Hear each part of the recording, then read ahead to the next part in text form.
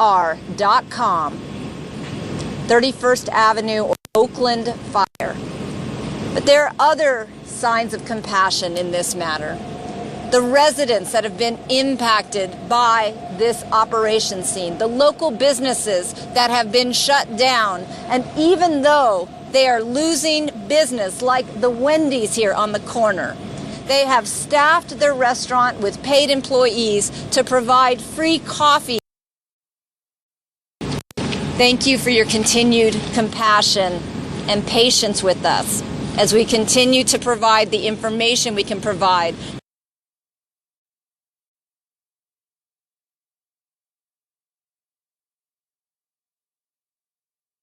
Can provide is going to be ongoing. Thank you, Mayor. I'd like to provide an update. Earlier we shared with you about a PG&E planned power outage. We had discussed this would start at around noon. It would last for approximately 12 hours. The estimated customers affected between residential and commercial were anywhere from 50 to 500. We'd like to share with you that those numbers have been significantly reduced by PG&E's crews trying to rework the challenge that they have, and right now we're looking at less than 10 of our community members have been impacted, so that's less than 10. I want to, before we open it up to questions, I think it's very important that you know when we're finished, there are photos, and we want to have conversations about that.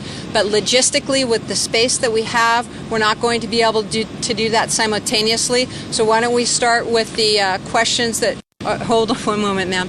We'll start with the questions, and if we can transition into the photos, which would follow along fire and the Alameda County Coroner's Office, we can keep those representatives here, and we can allow our other city leaders to go back to the very important, very busy work that they have. So I'll go ahead and start on the left. I'm going to work my way to the right. We'll ensure that everybody has an opportunity to ask their questions. Again, involved directly with the operation. So I really am not going to get into the specifics, but several people who have connectivity to this facility. Is there an estimate on how long it will take to recover the remaining bodies in the warehouse? sure. That's for you. So some of the photographs we were going to show you in just a minute will show you an aerial depiction of the site. So we used aerial photography to get down as close as we could to the site, where there's two areas of concern that we still have, and at this time we can't locate any other deceased victims, but we are prepared to remove them if the fire department and ATF do locate them. But at this time we're not anticipating any more huge numbers. Go ahead, sir. Thanks very much. Sir. Thank you. I want to know, can you tell us how quickly, I know it's all a guesstimate, all these things are guesstimates, how quickly you would think it will take to determine whether criminal charges will be brought in this case? I really can't make that prediction, but I will tell you that we have a very big team that's working on it full time. There is a lot of debris that's been taken out of the facility. We have been going through that debris. We're working with the Sheriff's Department and with the ATF to look at each piece of debris that's been taken out, as well as analyzing the crime scene and then looking at other records and things like that. So it's just it'll just be a methodical, thorough, and as expeditiously as we can without sacrificing the detail that we need to look at things. Hold on one second, please. In the interest of time. Go ahead. I'm a little confused on the logistics of the location. So the operation was shut down last night because of the looming of that one wall. Earlier this morning we heard from another tweet that it appeared that the fire started to be back directly above that one is the dance floor. Is that right? That's still under investigation right now, but we have narrowed the area down to what we call the Charlie side, which is the rear of the structure. So that's where our units are currently working with ATF and our fire investigator to do the to assess where the actual origin was and cause. Okay, but you can't say if this dance floor was in fact above that? No, we can't confirm that at this point. Yes.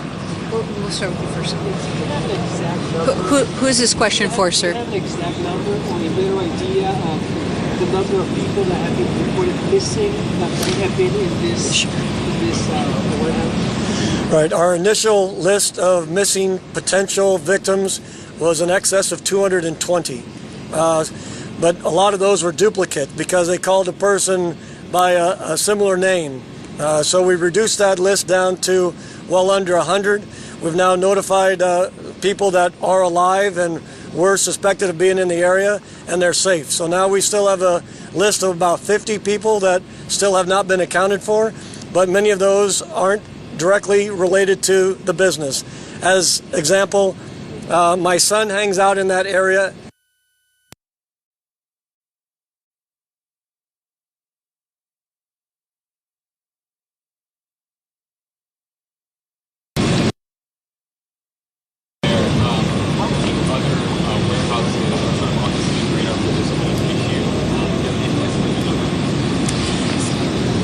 In the days and weeks ahead, we're going to have many conversations about what we have learned from this incident, what in fact happened in this incident, and how do we move forward as a city with this experience that we've just had.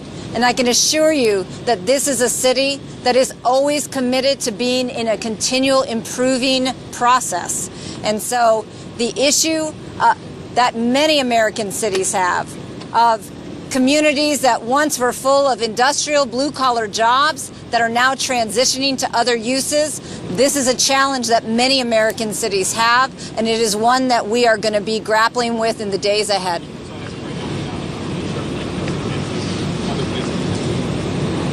I again remind you of what our very appropriate focus is right now. We have a very clear priority of addressing the families and the victims. We have all hands on deck addressing that compassionate and appropriate priority. There will be plenty of time in the days ahead to think proactively and long-term about the plethora of issues that this tragedy has raised. Everything from unsafe warehouses to Oakland's incredible cultural community. These are all issues that I know we are going to, as a community, discuss, but I'm confident that as a community, we will apply that creativity and compassion that Oakland is so famous for to come up with our own unique solutions.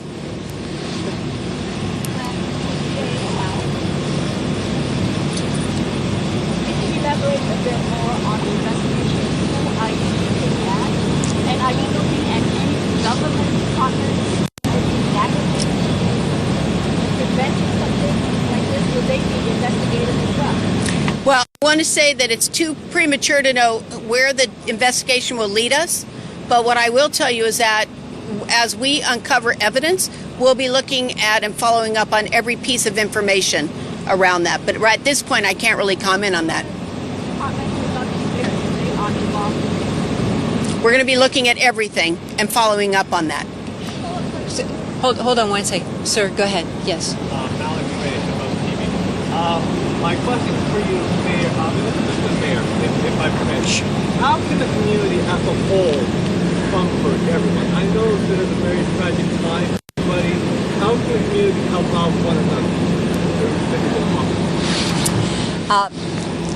I think every day there's going to be a new opportunity for this community to come together and share its grief and also try and help those who have been harmed the most by this tragedy. Today, we're very much emphasizing the ability for people to contribute funds to the youcare.com site. We know that there are services and prayer vigils planned at community churches this week. The arts community is going to be coming together in different convenings. Every day we will provide you with a new piece of information to send out to the community about ways that they can express their pain and comfort one another. But I have every confidence that this is a community that will do that in a way that is beautiful and befitting of the compassionate and creative people that we are grieving over today. It's right there. For the district sorry. attorney? For the district attorney? Yes.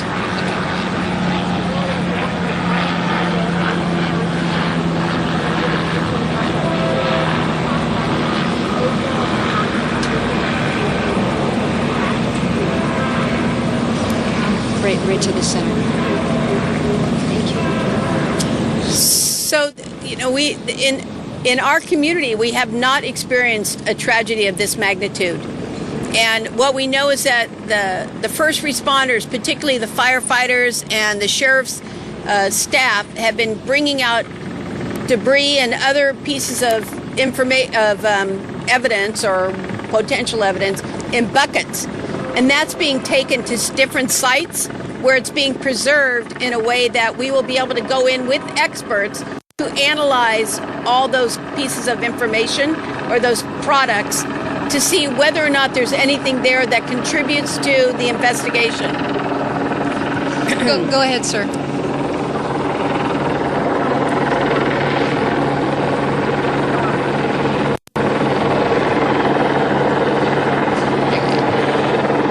When we're Yeah.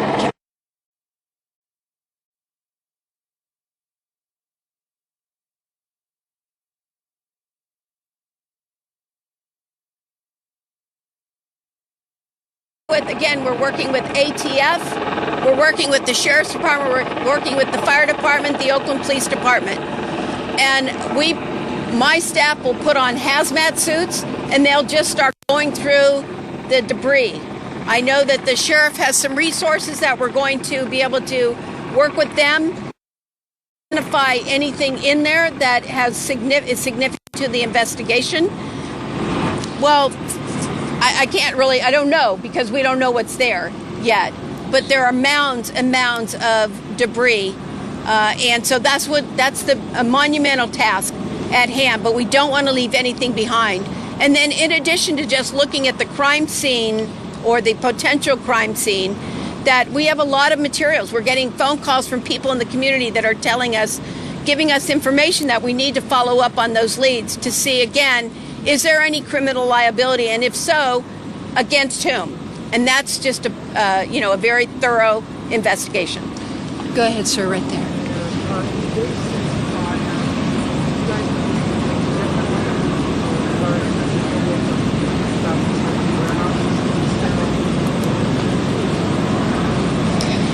Again, we have had all hands on deck at this scene, keeping our focus on the appropriate priorities. And that is doing an effective recovery operation that addresses the victims as quickly as possible, brings closure to the families as quickly and compassionately as possible, and preserving all evidence. We are bringing in experts. And again, I want to thank Cal OES. I have asked to have independent expert eyes with me so I can not only assess whether or not this operation is being done to the highest professional standard, but we are also going to begin the process of inviting outside experts to help us assess the process by which we've handled this complaint as well as similar complaints. As of this moment, I cannot say that I have knowledge of any changes in operations because I've been focused on the job that I was elected to do, which is to focus on the appropriate priority right now. But I assure you that we are going to be asking those questions and asking how we can always do better. Sir, right here. Right here. Identify who the owner is of the warehouse. Been able to talk to the owner. Tell us who the owner is, and finally, has the owner knew that the warehouse was being used in this way? District Attorney. As an artist collective and being used for dance work. So I'm not going to comment on what interviews have been conducted or what the investigation has been so far. I will tell you that, again, our focus has been getting the team together, making sure that the scene is secure, and that starting to do interviews of people. So eventually, if we haven't done it already, we will get to that. And I'm not going to comment whether we've done it yet, but we're not going to leave anybody, certainly the most obvious people that need to be interviewed, and secondarily, anyone else who has something relevant to this investigation. I guess maybe you can answer this. Were the people who were in the warehouse or did they have authorization?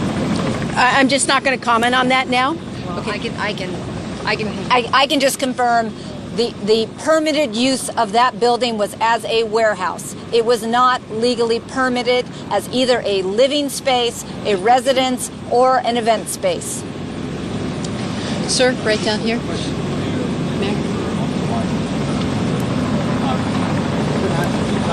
It's about the awareness of the authority before the fire. Now that we've had 3 days since the fire, do you know if any police officer or anyone from the Child Protective Services who entered the building before the fire and he was inside and saw? The survivors of the fire said they did see people with Child Protective inside. Who visited before? So one of the impacts of this now becoming a criminal investigation is that the rules around what constitutes public information have now changed. And so right now we are working with the district attorney's office to ascertain what information could be provided to the public without compromising the investigation. I ask for your continued patience while we make that careful assessment, because we would not want to compromise the district attorney's ability to hold people responsible who committed this potential atrocity. So Compromising the investigation, yes or no? If there were any officials, any authorities who entered this building before the fire, I don't see how that compromises. Again, that is the assessment that we're making. I assure you that there is information we will be providing, but we are just on a day-by-day basis responding to the changing nature of this very complex and devastating event. V.A.A. what can you tell us about Derek Alameda? What has history? Are you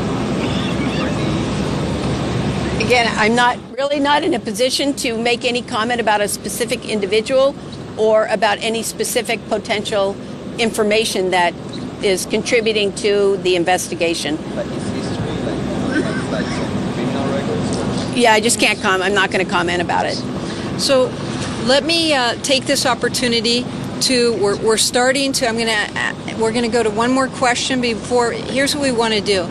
We're starting to get into some repetitive areas where we cannot release that information. And we have a lot of other questions and some information to share with you. So because of that, we're going to have one more question. Then after that question, we're going to have our officials and heads of departments leave the stage so the fire department and the Alameda County Sheriff's Coroner's Office can share with you these photos and discuss in detail a little bit more. As far as investigative questions, I think it's been really made very clear, and we want to provide that information not only to our media, but really to our community and our families. That has been stated. So please allow us the time and let us really focus on what we have right now to share with you.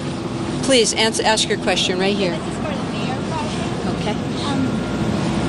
Is the city properly staffed with building inspectors to look at these buildings? And can you tell us anything about why they weren't able to come back after November 17th? I think that counts as a repetitive question. Yes. Jet, you had a question.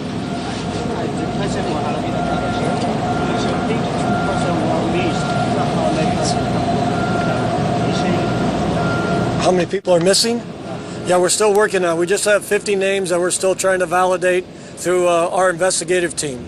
So we don't suspect they're in the building, but we want to make sure, for the comfort of their family that made that request, that we take a look at that to make sure that they know where their loved one is. One person comes from Korea, one body. We believe one person came from Korea, one person from Guatemala, and one from Finland. All right? Hold on one second. So we're not going to conclude the press conference. We'll continue, but please allow us to show you these photos so we can get into dialogue. And if you have the follow-up questions that are specifically related, that would help all of us. Thank you for your patience. We're bringing the photos up right now. We understand you'll have more questions. No, I yes. don't think so. I think it's